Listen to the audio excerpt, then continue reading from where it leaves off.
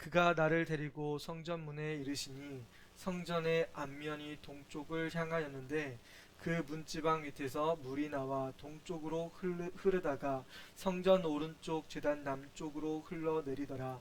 그가 또 나를 데리고 북문으로 나가서 바깥길로 꺾여 동쪽을 향한 바깥문에 이르시기로 본즉 물이 그 오른쪽에서 스며 나오더라. 그 사람의 손에 줄을 잡고 동쪽으로 나아가며 천척을 측량한 후에 내게 그 물을 건너게 하시니 물이 발목에 오르더니 다시 천척을 측량하고 내게 물을 건너게 하시니 물이 무릎에 오르고 다시 천척을 측량하고 내게 물을 건너게 하시니 물이 허리에 오르고 다시 천척을 측량하시니 물이 내가 건너지 못할 강이 된지라. 그 물이 가득하여 헤엄칠 만한 물이요 사람이 능히 건너지 못할 강이더라. 그가 내게 이르시되 인자야 내가 이것을 보았느냐 하시고 나를 인도하여 강가로 돌아가게 하시기로 내가 돌아가니 강 좌우편에 나무가 심히 많더라. 그가 내게 이르시되 이 물이 동쪽으로 향하여 흘러 아라바로 내려가서 바다에 이르리니 이 흘러내리는 물로 그 바다의 물이 되살아나리라. 이 강물이 흐르는 곳마다 번성하는 모든 생물이 살고 또 고기가 심히 많으리니 이 물이 흘러 들어가므로 바닷물이 되살아나겠고 이 강이 이르는 각처의 모든 것이 살 것이며 또 이 강가에 어부가 설 것이며 엔게디에서부터 에네글라임까지 금을 치는 곳이 될 것이라. 그 고기가 각기 종류를 따라 큰 바다의 고기같이 심히 많으려니와 그 짐벌과 갯벌은 되살아나지 못하고 소금 땅이 될 것이며 강 좌우 가에는 각종 먹을 과실나무가 자라서 그 잎이 시들지 아니하며 열매가 끊이지 아니하고 달마다 새 열매를 맺으리니 그 물이 성소를 통하여 나옴이라. 그 열매는 먹을만하고 그 잎사귀는 약 재료가 되리라. 아멘. 성소에서 흘러나온 생명의 물이라는 제목으로 말씀 전하도록 하겠습니다. 우리 에스겔 마지막 말씀입니다. 에스겔이 48장까지 있는데 47장 말씀이 오늘 본문이에요. 여러분 에스겔의 신분이 뭔지 아나요? 원래 직분, 원래 어떤 직업을 가지고 있는 사람인지 기억나시나요? 에스겔은 제사장이었습니다. 제사장 30세 나이에 이스라엘에서 바벨론으로 포로로 잡혀가는 그런 아픔을 겪게 되었죠. 30세에 포로가 되어서 잡혀가는데 하나님의 그때 선지자의 하나님께서 계시를 주셔서 하나님의 형상을 보게 되고 천사의 모습을 보게 되고 또 하나님께서 예언하라고 하시는 그런 말씀들을 전하게 됩니다. 이스라엘에게 대해서 말씀하시고 이스라엘을 괴롭혔던 애굽이나 그 주변에 있는 나라들을 향해서 예언하게 됩니다. 그러면서 맨 마지막 장으로 돌아오면서 에스겔 40장부터 47장까지는 한 가지에 대한 예언의 말씀을 하십니다. 그 주제가 뭐였냐면 성전에 대한 예언이었어요. 성전에 대한 예언. 이것은 에스겔이 신분에 대해서 직분과 관련이 굉장히 깊습니다. 에스겔은 원래 제사장이었죠. 에스겔이 제사장이었는데 제사장의 직분을 가지고 있는 사람에게 원래 신분이 제사장이었기 때문에 하나님은 성전에 대한 이야기를 특별히 에스겔에게 말씀하고 계신 거예요. 만약에 성전의 일, 레위인에 대한 규례를 에스겔이 아니고 다른 사람에게 이야기했다. 그러면은 그 사람이 하나님의 말씀을 이해하기가 쉬울까요? 결코 쉽지 않습니다. 에스겔의 바탕이 제사장의 바탕이 있기 때문에 레위인의 신분이었기 때문에 하나님은 에스겔에게 성전에 대한 규례를 이야기할 때 하나님의 말씀을 이해하고 하나님의 말씀을 적용해서 그 말씀을 예언하고 또한 그 말씀을 실행하는 데 있어서 제일 적합한 사람이 누구겠어요? 바로 에스겔이었던 거예요. 그래서 저도 이 말씀을 보면서 성전에 대한 이야기를 40장부터 47장까지 하실 필요가 있나? 다 이야기를 보니까 성전에 대한 이야기예요. 에스겔이 평생 봉사했었던 그 직분에 있을 때 하나님께서는 그에게 그 말씀을 전함을 통해서 이해하기 쉽고 또한 이스라엘 백성들에게 가르치기 쉬운 말씀으로 전했을 거예요.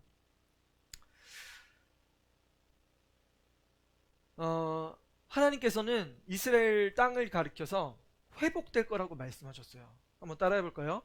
회복시키실 거다. 무엇에 대해서 회복시킬 거라고요? 이스라엘 땅에 대해서 회복시킬 거라고 하나님 예언의 말씀을 하셨어요. 이스라엘 땅이 어떻게 됐어요? 바벨론에게 포로가 되어서 3차 포로가 되어서 완전히 이스라엘 예루살렘 성이 무너지죠. 성벽이 훼손되고 완전히 무너지고 성문이 다 불타고 그 성에 있었던 모든 가옥들이 다 무너졌습니다. 다 불탔어요. 이스라엘에 아무 소망이 없을 때 하나님은 에스겔에게 예언의 말씀을 하시면서 이스라엘 땅은 회복될 거라고 말씀하셨어요. 그 회복될 거라고 말씀하시는데 어디서부터 회복될까? 여러분 한번 생각해 보세요. 회복이라고 하면 과연 어느 시점부터 회복이고 무엇으로부터 회복되고 어떻게 회복되는 그 과정을 겪을 것인가? 여러분 우리나라가 일제강점기 시대가 있었죠. 일제강점기 시대에 우리 일제에 투항했었던 독립투사들은 무엇을 만든지 여러분 기억나나요? 우리나라가 조선시대 그 다음에 뭐 우리나라 조선 다음에 뭐였죠? 그 대한제국이었죠. 대한제국이었을 그 당시에 이 우리나라가 멸망하게 되는데 그 다음에 무엇을 만들어야 될까요? 왕족이 사라진 거예요. 왕족이. 조선 이씨의 그런 가보들이 다 훼손됐습니다. 이씨 왕조를 어떻게 훼손시켰냐면 일본 사람들이 일본의 황족과 이렇게 결혼시키기도 하고 막 혼혈을 시켰어요. 그러니까 우리나라 대한제국, 조선시대 대한제국을 이끌 만한 그런 왕이 될 만한 사람이 있었어요? 없었어요? 없었습니다. 그래서 우리나라에서는 무엇을 만들었을까요? 상해의 임시정부를 만들었죠. 여러분 기억나시죠? 무엇을 만들었다고요? 임시정부를 수립했습니다. 우리나라 주권이 있습니다. 우리나라에 국민이 있습니다. 그런데 지금 영토가 없습니다. 선포한 거예요. 임시정부를 만들었습니다. 여러분 과정이 있는 거예요. 정부의 과정이 있어요. 이것처럼 나라를 회복시킨다? 이스라엘 나라를 회복시킨다? 그러면 무엇이 먼저일까요? 이스라엘에는 다 무너졌어요. 성전이 무너지고 성벽도 다 무너지고 성도 다 없어졌어요. 그리고 왕족도 다 포로로 잡혀갔어요. 그 사람들에게 다시 돌아와서 하나님께서는 분명히 말씀하셨어요. 회복시키실 거라고. 이스라엘 땅이 회복될 거라고 말씀하셨어요. 무엇부터 회복될까요? 무엇부터? 한번 생각해 보세요. 한번 상상해 보세요. 하나님께서는 과연 무엇으로부터 회복을 선포하실까? 그 힌트가 어디에 있는 거냐면 에스겔서에 있는 거예요. 에스겔서 40장부터 47장까지 무엇에 대한 말씀이었냐면 하나님께서는 에스겔에게 한 가지 또 환상을 보게 하셨습니다. 40장에 놋을 든 한 사람이 천사가 나타나요.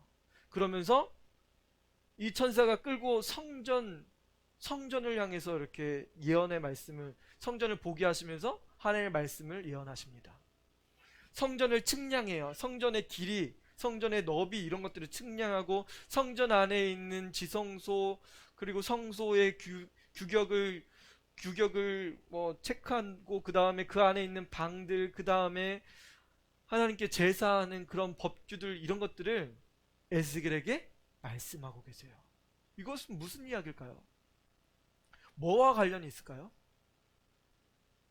하나님께 예배하지 않고 하나님을 배반했던 이스라엘 백성들 그것 때문에 하나님 섬기지 않는 것 때문에 멸망시키셨는데 무엇부터 하나님께서 회복시키신다는 거예요? 그러면 따라해보세요. 성전을 따라해보세요. 성전을 회복시키신다. 하나님께서는 명확하신 거예요. 무엇을 회복시킨다고요? 성전을 회복시키신다는 거예요. 다른 말로 하면 예배를 회복시키신다는 거예요. 예배를 회복시키는 것부터 하나님께서 시작하신다는 거예요.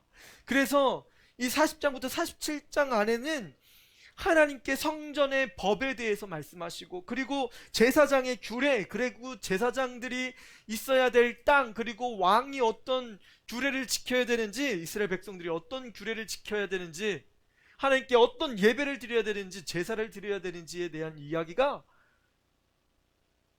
차근차근 다 담겨져 있습니다. 이 안에 다 담겨져 있다는 거예요. 그러면서 이 성전 안에서 예배를 온전하게 드려야 되는 규례를 하나님께서 철저하게 알려주십니다. 성전 안에서 예배 너무나 중요하다고 말씀하세요. 이것을 가리켜서 뭐라고 이야기하냐면 성전을 회복시키시는 거, 성전을 거룩하게 하시는 거예요. 거룩하신 하나님께 예배하는 그 장소를, 성전을 거룩하게 하시고 계신 겁니다. 여러분, 하나님의 성전을 거룩하게 여기셔야 됩니다. 성전에 나와서 기도하고 성전을 향해서 기도했었던 이스라엘 백성들을 기억하세요. 하나님께 예배하는 곳이 성전이고, 하나님의 말씀 듣는 곳이 성전이고, 하나님의 말씀 듣고 어떻게 결단해야 되는지를 여러분들이 믿음으로 결단해야 되는 장소가 바로 이 성전이라는 거예요.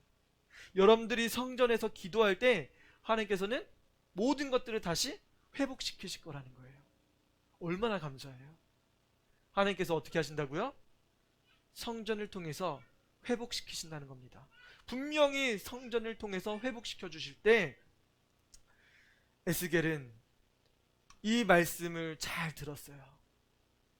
그리고 하나님의 약속하신 말씀을 신뢰했습니다. 여러분, 다시 한번 기억해 보세요. 하나님께서 이스라엘 백성들을 회복시키신다는데 무엇부터 회복시키신다고요? 성전에서 드리는 예배를 먼저 회복시키신다는 거예요. 여러분의 예배 습관, 여러분의 예배 태도, 여러분들의 기도 습관, 이 모든 것들을 하나님께서 다시 새롭게 하고 거룩한 백성으로 삼기를 원하시는 거예요. 자, 이렇게 하나님께서 이 성전을 통해서 거룩한 모습으로 회복시키시는데, 이 거룩하게 된 성전을 통해서 무슨 일이 이루어지느냐? 성전이 거룩해지면 무슨 일이 벌어질까요? 그 이야기가 바로 47장에서 나와요. 우와, 성전이 회복되면 대체 무슨 일이 벌어질까? 우리 1절부터 한번 볼게요. 그가 나를 데리고 성전 문에 이르셨습니다. 천사가 성전 문에 에스겔을 데리고 온 거예요. 성전 문에 딱 데리고 온 거예요. 성전의 앞면이 동쪽을 바라보고 있대요. 성전의 앞면이 어느 쪽이요? 동쪽. 여러분, 성전이 어디에 있어요? 예루살렘에 있죠. 예루살렘에 성전이 있습니다. 그 동쪽을 향해서 동쪽에 앞문이 있대요. 그 문지방 밑에서 물이 흘러나오기 시작한대요. 물이 나와서 어느 쪽으로 흐르고 있대요? 동쪽을 향해서 이렇게 흘러가고 있대요. 성전문이 딱 있는데, 성전문이 앞에 딱 있는데, 동쪽 문 쪽에, 동쪽이 문지방 아래쪽에서 동쪽을 향해서 물이 솟아서 이렇게 나오고 있대요. 성전 오른쪽 제단 남쪽으로 흘러내리고 있습니다. 그 방향도 사실은 동쪽입니다. 그가 또 나를 데리고 북문으로 나가서 바깥 길로 꺾여 동쪽을 향한 바깥문에 이르시기로 본즉 물이 그 오른쪽에서 스며 나오고 있습니다. 물이 여기서 계속 올라오고 있다는 거예요. 다른 쪽 방향에서 봤을 때도 여기서 올라오고 있는 거예요. 그 물이 어느 쪽으로 흘러가고 있대요? 3절에 그 사람이 손에 줄을 잡고 동쪽으로 나아가며 천척을 측량한 후에 계속 물은 동쪽으로 향해서 흘러가고 있는 거예요. 성전의 동쪽. 여러분, 성전의 동쪽이라고 계속 나오고 있습니다. 동쪽이 중요하다, 중요하지 않다? 중요하니까 성전의 동쪽을 계속 이야기하고 계신 거예요. 동쪽을 향해서 흘러나가고 있습니다. 이 천사가 측량합니다. 측량할 때는 줄이 있고 자가 있죠. 이 줄로 천척을 측량했대요. 천척이 얼만큼이냐면 여러분 한 척이 어른 가운데 손가락부터 이 팔꿈치까지가 한 척이거든요. 한 규빗과 같은 사이즈입니다. 이게 53cm래요. 53cm. 네. 목사님은 그렇게 안 되는데 되게 긴가 봐요. 53cm. 한 척이 53cm래요. 이 53cm가 곱하기 1000척이니까 530m 정도 됩니다. 한 1km의 반 정도 되는 거예요. 한 530m 이렇게 측량해보니까 그 물이 얼마큼 찼냐 봤더니만 얼만큼 찼대요? 4개 그 물을 건너게 하시니 물이 발목에 올랐습니다. 발목까지 찼대요. 어디에서 나온 물이에요 이게? 성전에서 나온 물이 저기 530m 앞에 가보니까 발목까지 이렇게 찬 거예요. 그냥 개울물처럼 생각하시면 돼요. 그 다음에 4절에 다시 천척을 측량했습니다. 530m 더 앞에 가서 이제 1km가 넘는 거예요. 1km가 넘는 길이에 가서 보니까 그 물을 측량했더니만 물이 무릎까지 올랐어요. 530m 앞에서는 발목, 530m 더 앞에서는 무릎까지 찼습니다. 다시 천척을 측량하고 내게 물을 건너게 하시니 물이 어디까지 찼냐면 허리까지 찼대요. 무릎, 아니 발목, 무릎, 허리. 또 530m 앞을 또 측량했습니다. 천척을 측량하시니 물이 내가 건너지 못할 강이 됐다라고 이야기합니다. 더 앞에 530m 아니 2km가 넘는 거죠. 2km가 넘는 그 앞에서 물을 재봤더니만 어른 키도 이렇게 넘는 거예요. 못 가요, 못 갈 정도로 많은 물이 찬 겁니다. 내가 건너지 못할 강이 된지라 그 물이 가득하여 헤엄칠 만한 물이요 사람이 능히 건너지 못할 강이 됐다라고 이야기해요. 이 강폭이 얼마나 넓은지, 깊고 넓은지 사람이 수영할 만한 강인데 능히 건너지 못할 강이래요. 얼마나 큰 강이 됐을까요? 사람들이 이런 큰 강을 바다라고 이야기하죠. 그렇죠, 바다. 그 바다가 등장합니다. 6절에 그가 내게 이르시되 인자야 내가 이것을 보았느냐 하시고 나를 인도하여 강가로 돌아가게 하셨대요.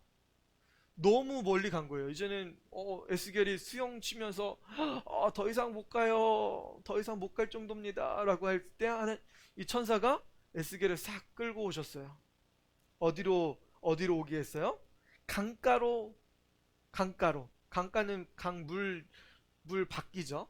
물 밖으로 인도했는데 거기에 무슨 일이 벌어졌냐면 내가 돌아가니까 강 좌우에 나무가 심이 많았대요. 강 좌우에 나무가 심이 많았다. 나무가 얼마큼 있다고요? 심이 많았대요. 여기서 심이 많다라고 하는 표현은 나무의 양만 이야기하는 게 아니에요. 나무가 많아 이것만 의미하는 것이 아니라 이 나무 자체가 질적으로 너무 좋은 거예요. 크기도 크고 굵기도 굵고 엄청나게 좋은 나무들이 강가에 빼곡하게 쫙 심어져 있는 거예요. 강가에 쫙. 근데 이게 그걸로 끝나는 것이 아니라 점점 증가한다라고 표현할 수 있어요. 여기서 많다라고 하는 그런 표현은 그냥 멈춰있는 그런 상태가 아니라 계속 증가하는 상태입니다. 점점 증가하는 형태를 말하는 거예요. 이게 무슨 이야기일까요 이거? 이거는 결국은 구원받은 성도가 심이 많은데 더 많아지고 더 많아질 뿐만 아니라 그 구원받은 성도의 삶이 더 윤택하고 풍성한 삶을 누린다는 거예요. 이 성수에서 나온 물 성수에서 나온 물이 대체 어떤 능력이 있길래 이 물이 흘러서 넘쳐 흐르고 그 물이 많아지고 심지어는 강가에 있는 그 나무들이 많은데 강가의 나무들이 굵어지고 더 커지고 열매도 맺고 이 나무들이 더 많아지는 거예요.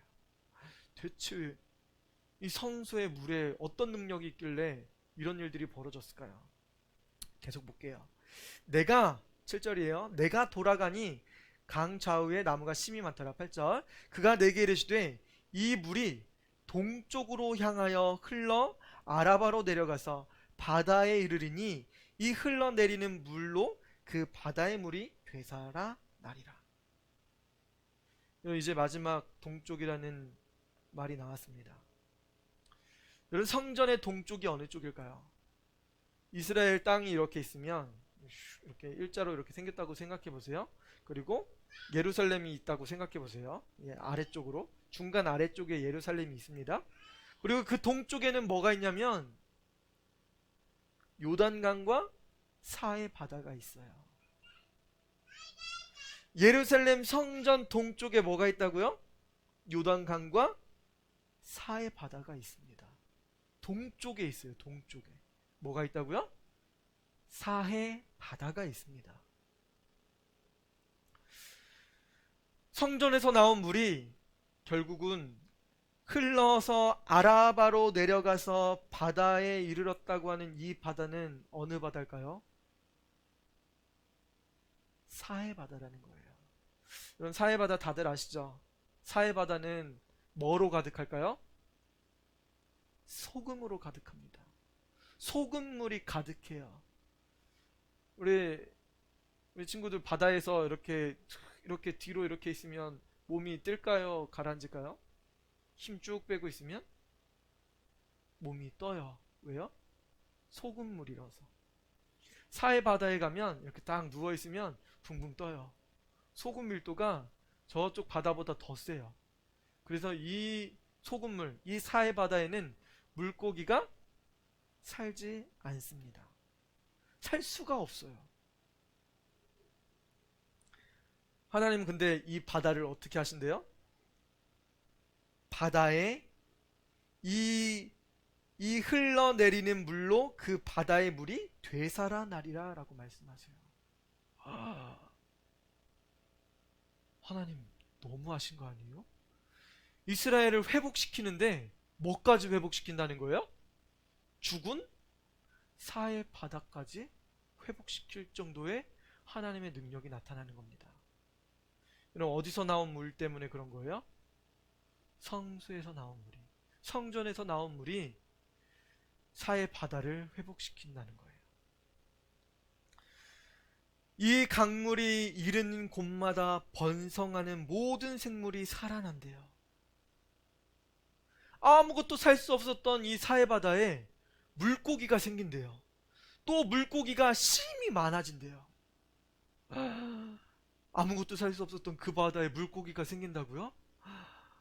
여러분, 물고기 있으면 잡으러 가겠어요? 안 가겠어요? 가겠죠. 그리고 요단강 그 갈릴리 호수에 가면 물고기가 잡히는데 얼마나 거 잡힐까요? 손바닥만한 거 잡혀요. 손바닥만한 거. 조금 더 큰 것도 잡히겠죠. 근데 이 사해 바다에 가면 물고기가 있어요, 없어요? 물고기가 없어요. 근데 하나님께서 이 사해 바다에 물고기를 심히 많게 하시는데 그 물고기 사이즈가 얼마나 사이즈일까요? 하나님께서 물고기를 만들어 주신다고 하면 사해 바다에, 물고기가 살지 않는 사해 바다에 물고기를 살게 하신다고 하면 하나님은 얼마나 물고기를 만드실까요? 한번 생각해 보세요. 한번 상상해 보세요. 사해 바다에 얼마나 물고기를 하나님께서 만들어 주실까? 요만한 거? 요만한 거? 더 작은 거? 멸치만한 거? 얼마나 거 만들어 주실까요? 이만한 거? 얼마나 거 만들어 주실까? 또 고기가 심이 많으리니 그 물이 흘러 들어가므로 바닷물이 되살아나겠고 이 강이 흐르는 각처의 모든 것이 살 것이라고 이야기하는데 10절에 보니까 그 고기가 각기 종류를 따라 큰 바다의 고기같이 심히 많으려니와 라고 말씀하세요. 어느 바다? 큰 바다의 물고기만큼. 여러분, 큰 바다 물고기 얼마나인지 알아요? 하리가 아까 이따만한 거 사해바다에 살 것 같아요, 이렇게 이만큼 했는데, 큰 바다에는 얼마나 물고기가 잡히냐면 이 교회만한 물고기도 잡혀요. 얼마나 큰지 사람 두세 배만한 것도 막 잡혀요. 그런 물고기도 잡힙니다. 참치 큰 거. 하나님이 살아나게 하신 이 사해바다에 큰 바다에 사는 물고기만큼 큰 물고기도 잡히게 하신대요. 그런 물고기도 살게 하신다는 거예요. 강이 이르는 각처의 모든 것이 살아난다고 말씀하셨어요. 10절에 또 이 강가에 어부가 산대요. 이전엔 물고기가 안 사니까 이곳에서 낚시를 하거나 그물을 던지는 그런 사람이 있을 필요가 없죠. 그런데 그곳에 어부가 살 수 있게, 어부가 많은 것을 이렇게 잡을 수 있게 한다는 거예요. 엔게디에서부터 에네글라임까지 그물 치는 곳이 될 것이라. 사해바다 근처에 있는 곳을 이야기하는 거예요. 그 고기가 각기 종류를 따라 큰 바다의 고기같이 심이 많을 거라고 말씀하셔요. 그런데요, 11절에 지금까지는 계속 살 것이라 풍성할 거다 이렇게 말씀하시는데, 11절 말씀은 짐벌과 갯벌은 되살아나지 못할 거라고 말씀하세요. 그런 짐벌이랑 갯벌은 뭐예요? 이게 발이 푹푹 패이는 그런 뻘이죠. 그러니까 우리 서해바다 같은 거예요. 서해바다 뻘이죠. 이 안에서는 조개 같은 거 잡히죠. 갯지렁이 같은 이런 것들이 잡히는데, 그런 짐벌과 갯벌은 되살아나지 못한다고 말씀하세요. 소금 땅이 될 것이라고 이야기합니다. 이 이야기는 무슨 이야기일까요? 다 되살아날 거라고 말씀하시는데 갑자기 되살아나지 못한대요. 여러분, 하나님의 은혜, 하나님께서 주시는 풍성한 은혜를 강물같이 우리에게 부어주신다고 약속하셨어요. 이 성소에서 흐르는 물통에서 많은 어부가 나고 그 안에 있는 많은 물고기도 생기고, 그 강가에는 풍성한 나무들이 자라고 그 열매들이 많이 열릴 거라고 말씀하시는데, 이것을 믿지 않는 사람들이 있다는 거예요. 하나님께서 약속하신 그 약속이 있는 거예요.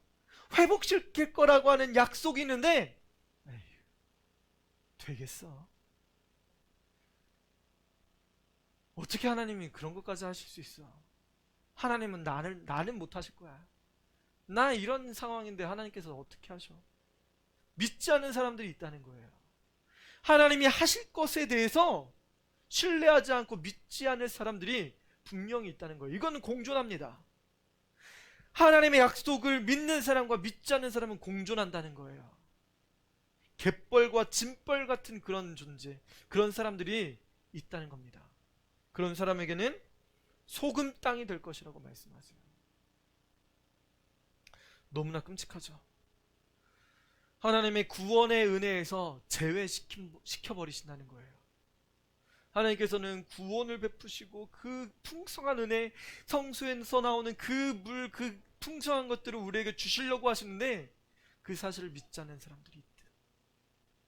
그 사람들에게는 아무 유업될 것이 없습니다. 마지막 12절 말씀이에요. 강 좌우가에는 각종 먹을 과실나무가 자라서 그 잎이 시들지 아니하며 열매가 끊이지 아니하고, 각종 먹을 과실나무가 자라고 있대요. 강 좌우에. 잎사귀가 시들지 않는데요. 그럼 잎사귀가 시들지 않으려면 이건 뭘 이야기하는 거예요? 사철나무 혹은 계속된 따뜻함이 있다는 거예요. 우리나라처럼 봄, 여름, 가을, 겨울이 있는 것이 아니라 계속 따뜻한 거예요. 그리고 성소에서 나오는 그 물, 강가에서 뿌리 내려서 이 양분을, 이 수분을 빨아먹는 이 나무들이 계속 자라는 거예요. 그러니까 잎이 풍성하고 열매가 끊이지 않는 겁니다. 열매가 끊이지 아니하고 심지어는 그 열매가 어떻게 된대요? 달마다 새 것을 맺는다고 말씀하세요. 뭐라고요? 달마다? 여러분 1년에 한 번 농사하죠. 수박 1년에 딱 한 번 따요. 그렇죠? 참외도 1년에 딱 한 번 따요. 딸기도 1년에 딱 한 번 따요. 배도 1년에 딱 한 번 따고 사과도 1년에 딱 한 번 따요. 우리나라는 아니지만 벼농사를 1년에 뭐 3무작하는 그런 나라도 있죠. 우리나라는 몇 무작해요? 1년에 딱 한 번 짓습니다. 1년에 한 번, 많아봤자 3번인데 매 달마다 과실을 맺는다? 그럼 이거 있을 수 있는 일이에요? 있을 수 없는 일이죠. 하나님이 이 성수에서 흘러나온 이 물은 모든 사람들, 모든 생물들에게 생명을 주는데 이 생명이 얼마나 풍성하냐면 매달 매달마다 1년 12달마다 열매를 맺게 하신대요. 우리 집에 우리 친구들이 저번 달에 아마 화분을 심었을 거예요. 많이 자란 친구면 이만큼 자랐을 수도 있겠어요. 몇 주 됐지만 요만큼 자라고, 어떤 친구는 요만큼, 어떤 친구는 나지 않은 친구도 있어요. 한 달이 지났는데도 요만큼 자랐습니다. 근데 하나님께서는 이 나무가 꽃이 피고 열매를 맺고 따먹으면 또 꽃이 피고 또 열매를 맺고 따먹으면 그 다음 달에 또 꽃이 피고 또 열매를 맺고, 열매가 이게 한 달 만에 이만큼 큰다는 거 여러분 상상해 보세요. 꽃이 지고 열매가 이만큼 자라고 따먹고 그 다음에 또 나는 거예요. 그 다음 달에. 이거는 자연 법칙을 초월하는 거죠. 여러분 하나님이 어떻게 하신다는 거예요?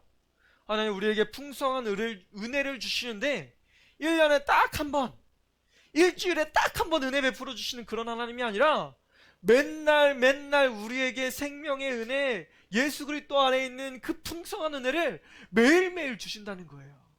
얼마나 감사해요. 그 생명의 은혜, 날마다 먹어도 부족하지 않고 날마다 풍성한 은혜를 하나님께서 우리에게 달마다 시시때때로 우리에게 주신다는 거예요. 그럼 감사하죠. 달마다 새 열매를 맺으리니 그 물이 성소를 통하여 나오느라. 그 이유는 딱 한 가지래요.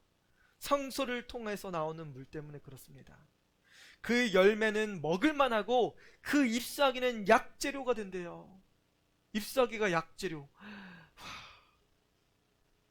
열매를 먹고 그 잎사귀는 약이 된대요. 놀라운 치유력을 가지고 있는 거죠. 여러분 다쳤으면 뭐예요? 약을 발라야 되는데 잎사귀를 따서 바르면 되는 거예요. 잎사귀를 따서 먹으면 치료가 되는 거예요. 여러분 성소에 대체 무슨 일이 벌어진 거예요?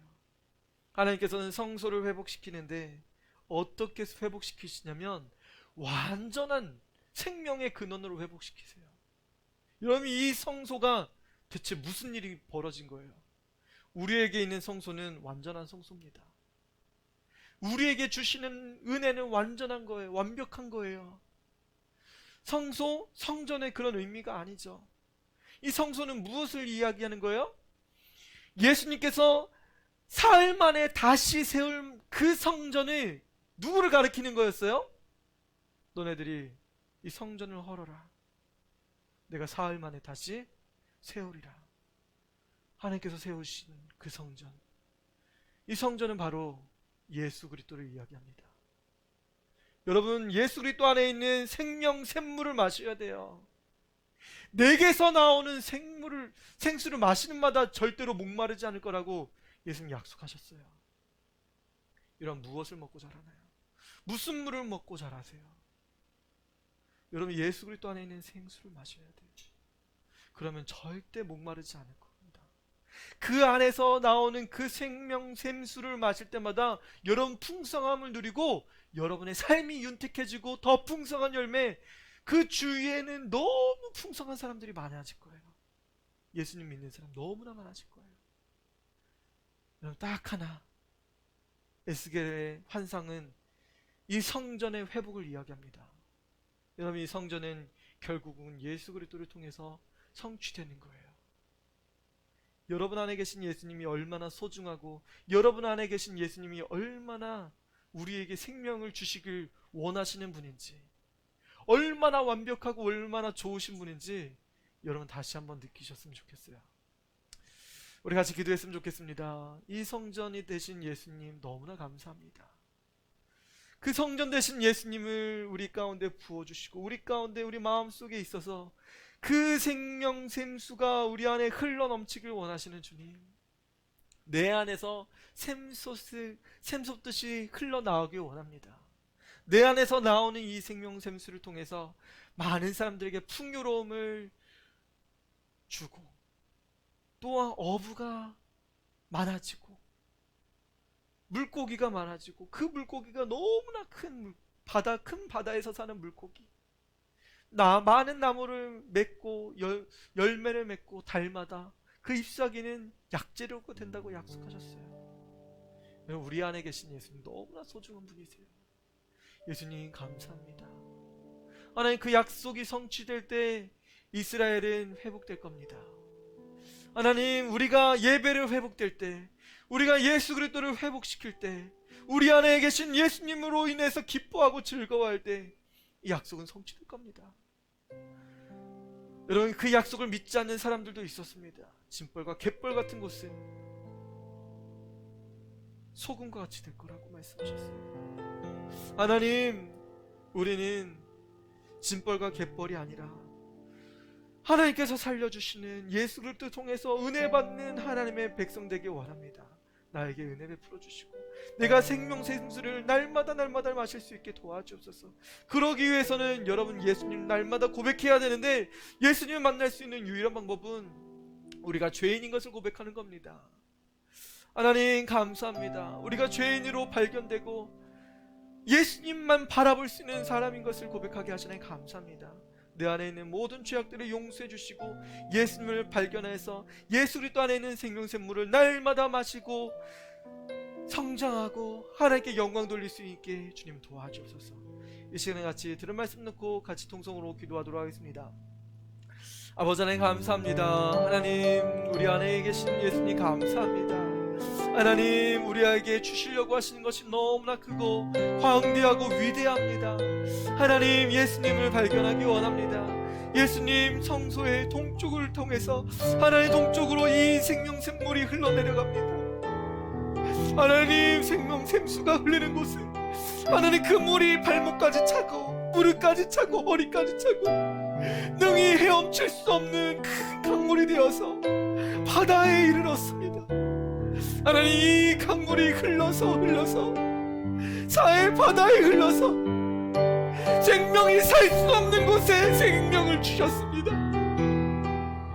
그 주변의 모든 것들이 다 소금이고 아무것도 살 수 없는 그곳에 생명이 다시 돋아났습니다. 주님 감사합니다. 예수님, 우리를 소생시켜 주시고 우리를 구원하신 예수님 감사합니다. 하나님, 우리에게 생명을 허락하여 주옵소서. 우리에게 은혜를 베풀어 주옵소서. 주님 너무나 감사합니다. 하나님의 크신 은혜를 베풀어 주셔서 날마다 예수 그리스도 안에 거할 수 있게 주님 도와주옵소서. 하나님, 날마다 열매를 맺을 수 있게 주님 도와주옵소서. 하나님, 모든 것들을 조언하시는 하나님이십니다. 하나님, 계획하신 모든 것에 우리가 꽃을 피우고 열매를 맺을 수 있게 주님 도와주옵소서. 하나님, 우리 예배가 회복되어질 수 있게 주님 도와주옵소서.